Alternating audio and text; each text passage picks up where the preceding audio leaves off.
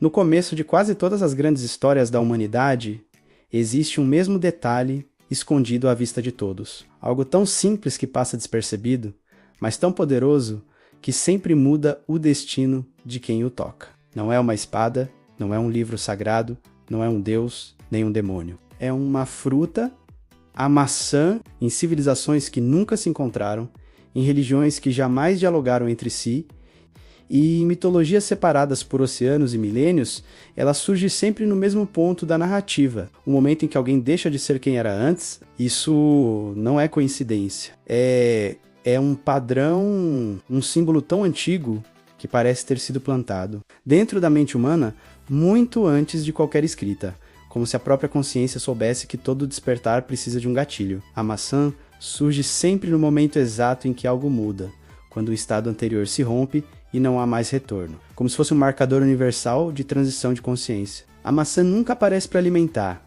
ela aparece para provocar, para forçar uma escolha, para arrancar o indivíduo de um equilíbrio artificial e lancá-lo num mundo onde saber tem consequências. É por isso que no Éden o problema nunca foi a desobediência em si, mas o despertar. O texto hebraico fala de discernimento moral autônomo, da capacidade de julgar o bem e o mal sem mediação divina. E a tradição posterior escolheu a maçã porque ela traduz perfeitamente essa ideia, algo belo, simples, acessível, mas carregado de um efeito irreversível. Ao comer o fruto, o ser humano não se torna mau, ele se torna consciente.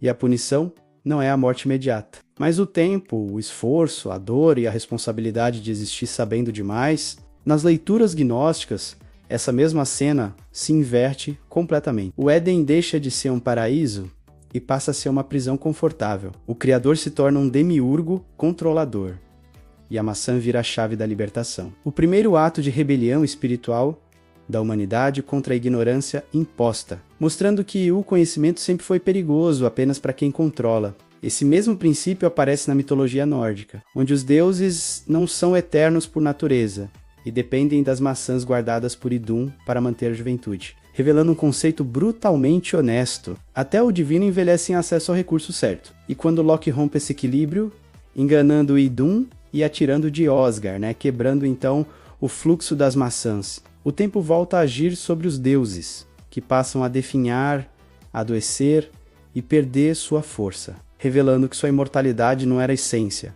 mas dependência, quase uma tecnologia da vida. Na Grécia, a maçã surge não como fonte de vida, mas como detonador do caos. Quando Eris, deusa da discórdia, lança um fruto dourado com a inscrição a mais bela, obrigando as deusas Hera, Atena e Afrodite a disputarem o título. Incapazes de decidir, elas entregam o julgamento a Paris, um humano, príncipe de Troia, e cada uma tenta comprá-lo. Hera oferece poder e impérios. Atena oferece sabedoria e glória. E Afrodite oferece prazer na forma da mulher mais atraente do mundo. Quando Paris escolhe Afrodite, ele rejeita poder e conhecimento em troca do desejo imediato. E essa única decisão desencadeia a Guerra de Troia, transformando a maçã no símbolo da escolha mal calculada que leva civilizações inteiras ao colapso. Ainda nesse mesmo universo grego, as maçãs das Hespérides são frutos dourados que concedem imortalidade e sustentam a própria hierarquia divina, guardados por ninfas e por um dragão que nunca dorme, porque se esse recurso caísse nas mãos erradas, a separação entre deuses e humanos deixaria de existir, deixando claro que certos conhecimentos e certos poderes não foram feitos para todos, apenas para quem suporta o peso de carregá-los. Entre os celtas, o tom muda novamente, e a maçã deixa de ser punição ou armadilha para se tornar convite. Pois em Havalan, a Ilha das Maçãs, comer o fruto significa atravessar o véu entre mundos, aceitar a morte simbólica do mundo humano para acessar cura, transcendência e um tempo suspenso, onde não se retorna por castigo, mas porque não se é mais o mesmo. Nos contos de fadas, essa lógica iniciática permanece viva, especialmente na história de Branca de Neve, onde a maçã é dividida entre aparência perfeita e núcleo mortal, representando o conhecimento prematuro, aquele que mata quem ainda não está pronto, mas apenas para conduzir a um renascimento posterior, como em antigos rituais de passagem disfarçados de histórias infantis. E quando se observa as mitologias da África, das Américas indígenas e da Oceania, a maçã simplesmente não aparece, não por falta de simbolismo, mas porque a própria árvore nunca existiu nesses continentes antes da era moderna. Ainda assim, o arquétipo permanece intacto, pois no lugar da maçã surgem outros frutos, sementes e bebidas sagradas, que cumprem exatamente a mesma função. O milho, que cria a humanidade nas tradições mesoamericanas, as plantas visionárias que abrem a consciência na Amazônia, os frutos proibidos e árvores sagradas da África. Os cocos e frutos da árvore do conhecimento na Polinésia, o símbolo muda, mas o papel é idêntico. Um alimento que, ao ser consumido, rompe a inocência, concede poder, abre a percepção e cobra um preço. Isso mostra que a maçã não é um mito europeu exportado, mas apenas a versão local de um arquétipo que a humanidade inteira sempre contou de maneiras diferentes. No ocultismo e na alquimia, a maçã revela talvez sua camada mais inquietante, pois ao ser cortada transversalmente, expõe um pentagrama perfeito, símbolo do homem, dos 5 sentidos, dos 5 elementos, indicando que o divino sempre esteve escondido dentro da matéria mais comum, aguardando apenas quem tivesse coragem de olhar além da superfície.